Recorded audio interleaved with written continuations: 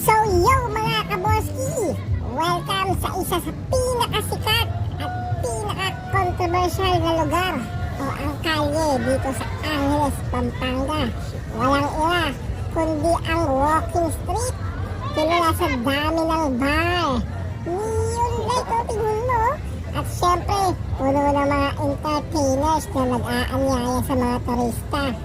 Kung hanap mo ay nightlife, dito mo titikman ang mga kakaibang saya dito sa Angeles City, Pampanga.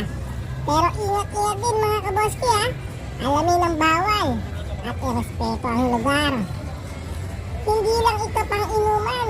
Meron din mga street foods, live bands, at iba't ibang klaseng entertainment. Mga joke bar, meron mga restaurant din sa mga tabi-tabi mga kaboski.